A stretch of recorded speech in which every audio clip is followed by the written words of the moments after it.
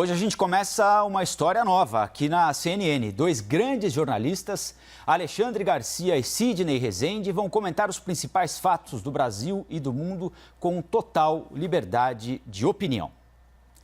Nós vamos para o Rio de Janeiro, no nosso estúdio, onde está o jornalista Sidney Rezende. Sidney, bem-vindo à CNN, é um prazer compartilhar com você esse momento. Será um longo período de convivência aqui com todo mundo que acompanha a CNN, com a nossa equipe. E eu queria começar o nosso papo tomando como gancho exatamente o nome do quadro Liberdade de Opinião. Você é um jornalista que trabalha há muito tempo com informação exclusiva, consegue contextualizar as informações para os seus ouvintes, para os seus leitores, para os seus espectadores. Mas já não é de hoje, nós vivemos num ambiente bastante difícil, especialmente para aqueles jornalistas que, como você, emitem opinião. É um ambiente quase tóxico, eu diria. Há muita pouca vontade de ouvir opiniões, especialmente aquelas que são contraditórias em relação àquilo que as pessoas gostariam de ouvir. Então, eu quero te ouvir e quero que você diga a quem está acompanhando a CNN a partir de agora, como é que é para um jornalista que tem a história que você tem, a carreira que você tem, dar opinião num momento como esse que o país atravessa e que o mundo atravessa de tão pouca tolerância com o diferente. Bem-vindo mais uma vez. Muito obrigado, Colombo. A alegria é toda minha. Eu acho que a oportunidade é justamente dentro desse contexto que você acabou de desenhar, colaborar no sentido de fortalecer a democracia brasileira. Se o ambiente é tóxico, é um belo momento da gente exercitar e, de alguma maneira, provocar as pessoas para que cada uma tenha a sua opinião e até o direito de não ter opinião. Acho que as pessoas podem dizer, eu não quero opinar sobre esse assunto, e nós devemos ter o respeito no sentido de entender que numa democracia é convencimento, não é imposição. E não é só para o jornalista. Claro que um jornalista, ou todos nós que vivemos da informação, quanto mais liberdade você tem de desempenhar o seu trabalho, tanto melhor para a sociedade. Não é individualmente para o profissional, que é evidente que ele precisa ter essa matéria-prima principal, né? Inclusive, a liberdade de opinião, a liberdade de expressão, ela é consagrada na Constituição brasileira. Mas eu não gostaria de ir até lá em cima na Constituição, dizer assim, a Constituição me garante que eu possa ter uma opinião e você possa ter a sua. Eu acho que isso tem que ser um sentimento corrente da sociedade. Para isso é preciso tolerância, é preciso que os divergentes tenham compreensão e respeito pelo outro. Como eu disse, que cada um possa ter a sua opinião e, o mais importante, poder expressá-la sem pressão. Agora, liberdade de opinião não significa fofoca, não significa você incentivar fake news, ou boato, ou a manipulação da mídia, por exemplo, e nem a distorção. Isso vale para todo mundo. Então, eu tenho a impressão que o mais importante aqui, sendo um ambiente tóxico ou não, é a gente entender. Democracia é tolerância, democracia é coparticipação, é convencimento. Veja bem, nós temos aqui a oportunidade, já mesmo nesse quadro, né, de ter o Alexandre Garcia, que é um dos mais experientes profissionais do Brasil, que ele já disse, olha, eu convivo com pensamentos diferentes. Para mim, isso já basta, né? E esse espaço não pode ser um espaço de imposição do que alguém que tem essa belíssima oportunidade de estar na CNN Brasil, esse canal absolutamente bem acolhido pelos brasileiros, e achar que o seu pensamento, a sua opinião, deve prevalecer sobre as outras. Aqui não vai ter esse tipo de postura. E talvez muitos venham a se surpreender. Terão momentos que eles esperam de mim, talvez, uma crítica mais ácida, e vai ter uma opinião um pouco diferente, um pouco mais tolerante. É por isso que eu digo, sem estresse, vamos acalmar, vamos devolver no nosso convívio a sensatez. Se a gente conseguir ficar próximo disso, a gente terá alcançado o objetivo. Pensou assim, Colombo? É isso aí, muita calma nessa hora, né? Muita calma nessa hora. Sidney, você, se não foi um dos precursores, foi um dos jornalistas que atuou com maior rapidez e inteligência na internet, soube aproveitar de uma maneira muito positiva a chegada das redes sociais ao Brasil. Isso mudou a nossa relação com o ouvinte, com o telespectador, com o leitor. A relação passou a ser muito mais rápida, né? Isso interfere no seu trabalho de que maneira? Interfere pela rapidez, pela velocidade, né? Como eu já tenho dito sempre, nós somos um pouco o resultado da nossa sociedade e dos esforços que fazemos para avançá-la. Eu tenho a impressão que se você pegar, não digo o máximo extremo político, não digo isso, mas se você pegar pessoas comprometidas que se identificam como conservadoras ou outras um pouco mais progressistas, podemos ter um ponto de encontro, que é fazer com que o Brasil melhore, o Brasil evolua, que a gente entenda a separação de Estado e governo, governo, né? Então, qual é o principal que eu penso sobre isso? E vai aí uma primeira opinião para exercitar aqui o espaço que me foi concedido tão gentilmente. Primeiro, a gente tem que se entender que transporte, educação, saúde, segurança são temas de Estado, independente de governo, tem que funcionar. Nós temos que nos preocupar com esta geração e com as próximas de maneira alta, de maneira evoluída. Já em relação ao governo, vamos aqui, né, brigar, discutir, gritar, no melhor sentido, né, no sentido de pleitear uma melhora, e são as ações de governo, de curtíssimo prazo. E nesse sentido, eu penso que a internet, ela ajuda. Só para não me alongar, Colombo, eu vejo esse momento histórico muito parecido com o que ocorreu no passado, de certa forma longínquo para nós, né? Que foi quando a imprensa de Gutenberg chegou, não é? Porque até então os pergaminhos é que ditavam, né? Como uma plataforma corrente do conhecimento. Depois, quando os pergaminhos já começaram a bater pino e a imprensa de Gutenberg chega, começa-se a ter a liberdade de multiplicar a informação pelo impresso. Só que ali começaram a ter denúncias, a ter acusações via fofoca, ataques políticos. E nesse momento preciso é que muita gente acreditou que o pergaminho fosse reagir. E as pessoas morreram abraçadas ao pergaminho. Agora, no grande mundo digital, é o rádio, a televisão, os meios digitais através da internet, todos interligados. A CNN Brasil tem feito isso, viu? Só não chega até o nosso conhecimento aqui se não quiser, porque tem todas as plataformas disponíveis. Isso é incrível. É isso aí. Bom, Sidney, queria colocar um tema aqui para a gente discutir. O presidente Jair Bolsonaro está de volta depois de quase 3 semanas com a Covid-19. A gente acabou de anunciar direto de Brasília. Ele já tem agenda neste final de semana. Estamos mostrando agora imagens do final de semana em que Bolsonaro passeou de moto, postou foto com hidroxicloroquina na mão e afirmou que não está mais com a doença, resultado que ele obteve num exame feito no sábado. Ele foi também visitar a deputada Bia Kicis, deputada federal Bia Kicis, que foi destituída da vice-liderança do governo depois da votação no Fundeb. E entrou com uma ação direta de inconstitucionalidade no Supremo para pedir que o presidente da casa, Dias Toffoli, suspenda decisões judiciais que bloqueiam perfis de redes sociais. Bolsonaro entrou com essa ação depois, a gente estava falando de rede social, depois de o Twitter e o Facebook suspenderem perfis de defensores do governo. Qual é a sua opinião sobre essa atitude de Bolsonaro de ir ao Supremo defendendo, em tese, a liberdade de expressão, depois de perfis que defendem o governo terem sido cassados, Sidney? Se você me permite, Colombo, eu vou do geral para o detalhe. Primeiro, o presidente já em campanha, como candidato, demonstrou as suas convicções, as suas posições, suas ideias, e disso ele não poderá ser cobrado, porque ele está simplesmente exercendo de uma forma coerente, né, o seu perfil e a sua linha de pensamento. Então, não é uma surpresa para todos, salvo para alguém desinformado que agora esteja, de alguma maneira, se surpreendendo. Mas eu vou pegar aqui um exemplo de uma rápida expressão que ela foi cunhada à época pelo senador Fernando Henrique Cardoso, quando ele ainda era do PMDB e durante o governo Sarney, naquele momento até, ele exerceu o cargo de líder do governo e do PMDB no Senado. E ele dizia sobre o presidente Sarney o seguinte: quando o Sarney se ausentava do cargo, ele disse: a crise viajou.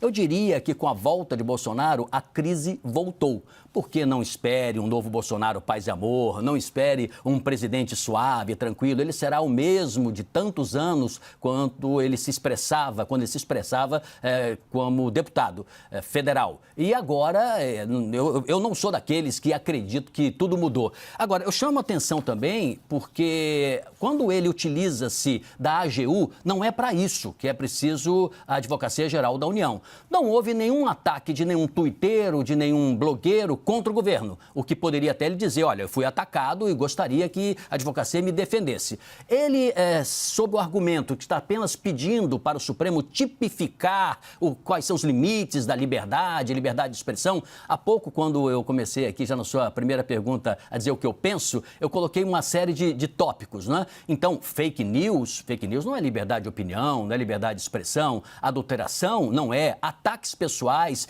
que podem ser tipificados como criminosos, também não. Então, no caso, eu me surpreendi muito que o presidente tenha buscado na AGU essa proteção. Acho que não é a plataforma não é um instrumento mais adequado, e eu tenho a impressão que ele já vai compreender que esse caminho só vai trazer mais transtorno para ele. Ou você vai dizer que o presidente nacional do PMDB, Roberto Jefferson, não possa se defender. Ele é, inclusive, advogado. Ou você vai dizer que o empresário Luciano Hang também não tem condições de se defender? Claro que tem vários advogados para cuidar das suas ações. Então, utilizar-se de um instrumento público para, de alguma maneira, socorrer uma situação privada é um precedente muito perigoso, nem é bom para o presidente Bolsonaro. Ademais, com a volta dele, tem uma série de assuntos que vão ser reavivados. Não esqueça que o presidente é parte de um processo que foi suscitado naquela declaração inicial do ex-ministro Moro, que é a interferência na Polícia Federal. Ele vai ter que depor, e como parte, não é? Então, ele não, é um pouco diferente do que aconteceu com o ex-presidente Temer.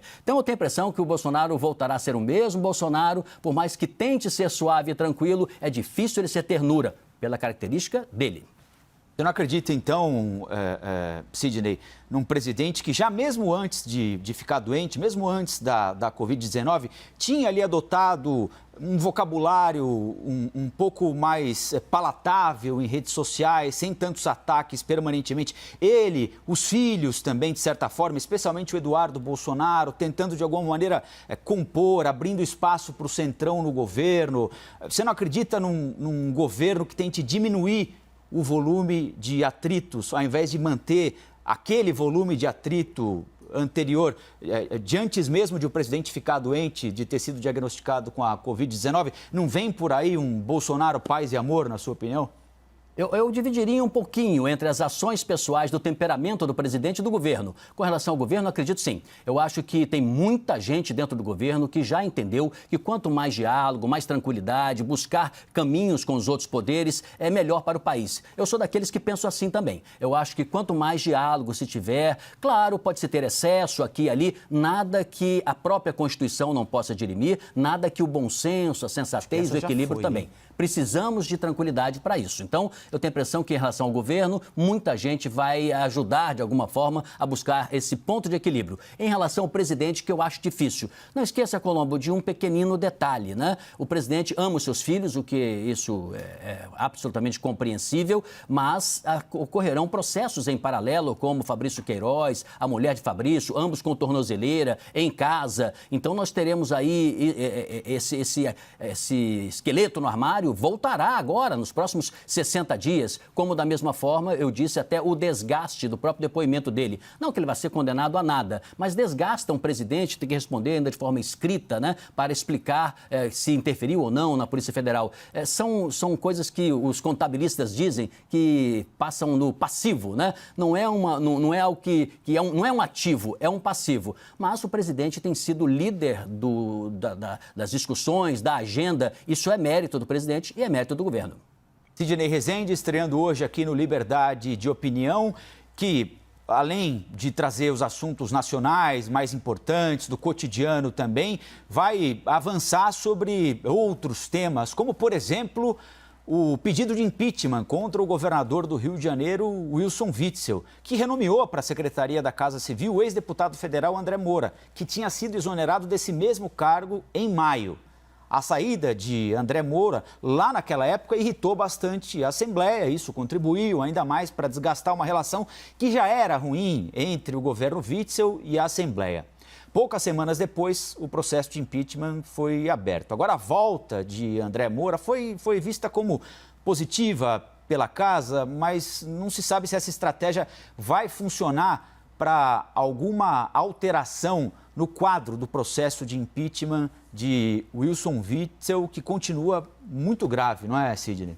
Sim, continua muito grave, Colombo, e eu vou pagar caro pela opinião que eu vou dar agora, mas é a minha opinião, né, dentro daquela linha, né, de se tentar respeitar a opinião de cada um. Eu tenho a impressão que o André Moura, que é muito habilidoso, ele realmente é muito querido junto à Assembleia Legislativa do Estado do Rio de Janeiro. Quando o governador o reconvocou, o renomeou, para você ter uma ideia, foram 15 deputados estaduais no Palácio abraçá-lo, cumprimentá-lo. Imagino que de máscara, cumprimentá-lo de uma maneira, entendendo, né, o quadro de pandemia. Mas, enfim, foram até lá conversar, hipotecar a alegria e a solidariedade por essa indicação, demonstrando que pelo menos 15 deles, entre 70, veem com bons olhos pessoalmente. Então, ele tem realmente essa qualidade. Agora, aí vai a minha opinião. Eu tenho a impressão que André Moura, que tem uma ótima relação com os deputados, salva o governo, mas não salva o governador.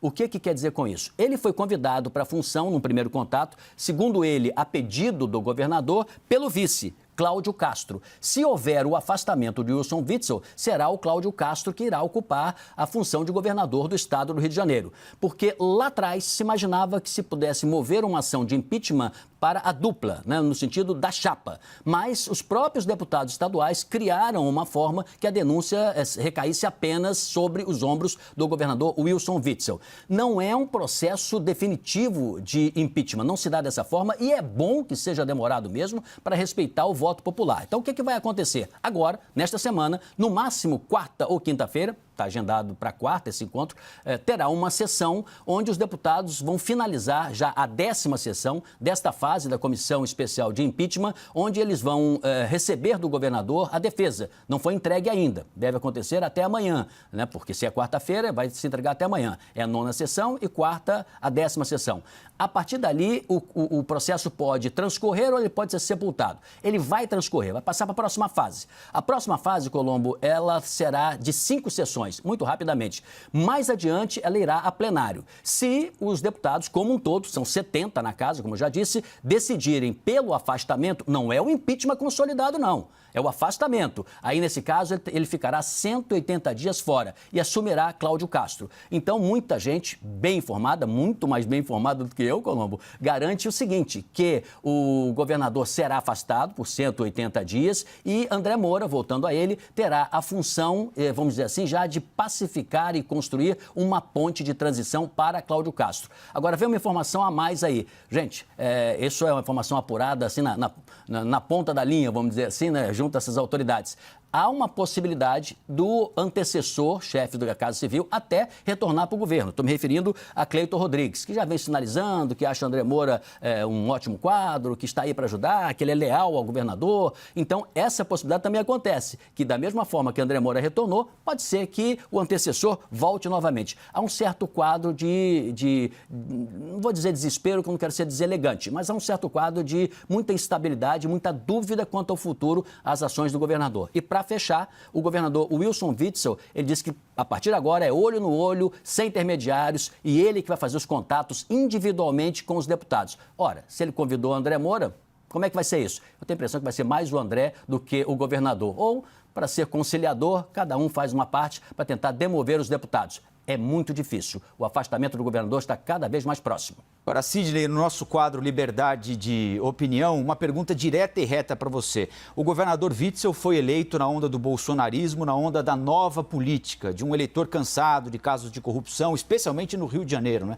Onde 5 governadores ou estão ou passaram pela cadeia em algum momento. O governador Witzel pode ser cassado porque ele se rendeu à velha política, basta lembrar o que aconteceu na Secretaria da Saúde, por exemplo, há casos de corrupção, denúncias de casos de corrupção contra o governo dele, ou ele pode ser cassado exatamente por não ter se rendido à velha política e por isso ter sido enquadrado pela Assembleia Legislativa do Rio de Janeiro. O que é que pode determinar o afastamento de Witzel? Ele se rendeu ou não à velha política? Colombo, política não é ciência exata e é sempre bom você acreditar que é de tudo um pouco. E às vezes, mesmo historiadores super qualificados, anos mais tarde, continuam tendo dúvidas, né, sobre esta ou aquela ação política. Concretamente, a ação é objetiva. O que o governador Witzel está respondendo é com relação à liberação de recursos para hospitais de campanha. O que ele está respondendo é sobre a compra de respiradores. O que ele está respondendo, tanto na Justiça como na ação da Assembleia Legislativa, não vou dizer malversação de recursos, mas superfaturamento. Ele terá que explicar por que razão o seu governo acabou por decidir comprar produtos e equipamentos por preços muito acima da média de mercado. E contratos que acabaram por levar o antecessor secretário de Saúde, antecessor do atual secretário, né, Edmar Santos, para a prisão.